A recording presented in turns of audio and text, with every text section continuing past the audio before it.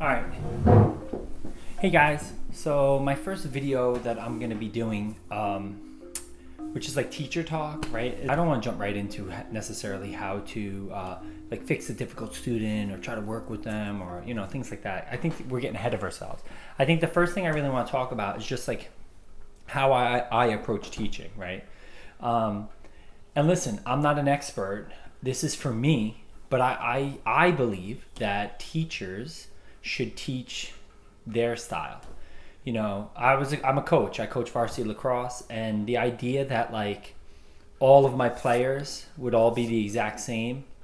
Like I want all my players to be strong, all my players to be fast, all my players to think like the offensive minded sense, and that's unrealistic. A football coach doesn't do that. A football coach, you have your players and then you put them in the best positions that suit their strengths, right?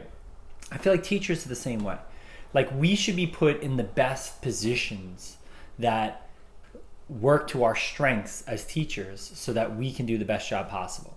So like this Common Core is great, right? Except when you start giving modules, when you start telling teachers what to teach, like not just what to teach, how to teach, like you give them a script, in my opinion, you're completely taking away their freedom to be themselves. And that's how a teacher is going to be the best they're going to be, is they're going to be themselves. So it's sad. I think it's sad. Like if my school gave me a curriculum, a module, and said, Mr. Bolger, we want you to teach this Monday, Tuesday, Wednesday, Thursday, Friday, follow this line by line. Here's your do now. Here's your activities. Like I wouldn't want to be a teacher anymore. Like I feel like I'm like a phoenix and you're clipping my wings. It wouldn't make sense to me. Being a teacher is being who I am, right? Some teachers are laid back and they connect with the kids on a different level than some strict teachers who are strict and more, old school. Both teachers are awesome. And in fact, if you think about it, our students, our kids, they need to experience both teachers. We can't favor one over the other. So my advice to you as a teacher who's trying to get started, and what I feel for myself is to be me, to the best that I can be me. Don't try to be someone else. Don't get a job in a school and walk in and see a veteran teacher who's been teaching for 20 years and say, I'm going to copy that guy because that guy knows what he's doing. That guy is doing what works for that person, right? You need to do what works for you. And that would be my advice right off the bat. So how do I approach it? I feel like kids learn best when they are having fun, enjoying themselves. I've learned over the years that fun can go too far and it can start to disrupt the educational process in the classroom. But I still fundamentally believe that for a healthy learning environment for students, they need to not be scared of the teacher. They need to be in a comfortable environment and have a certain level of fun and entertainment involved so that they can really engage with the lesson.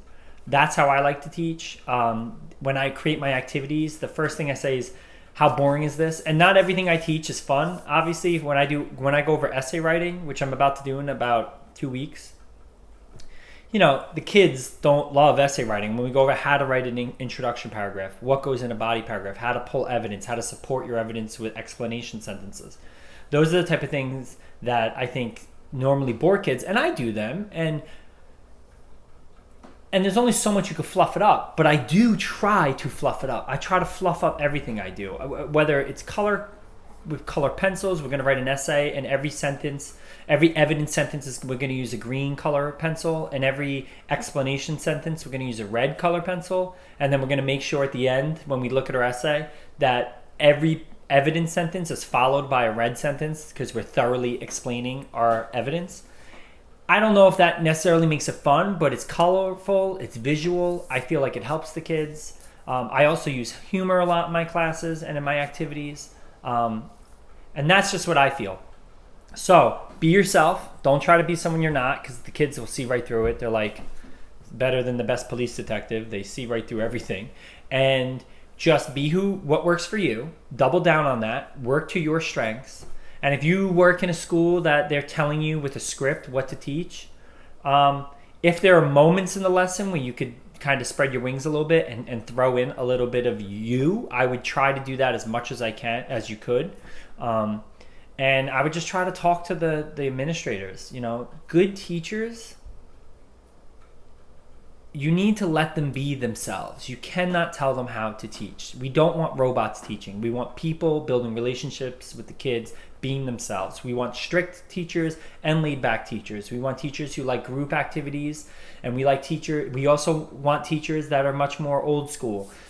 That, as a student goes through their education, they're going to experience a little bit of everything, and that's what's going to prepare them for the real world, not having every teacher be the exact same. So that's just my advice. This is the first little piece of teacher talk. And then that's it. So we'll go from here. All right, let me eat my lunch now.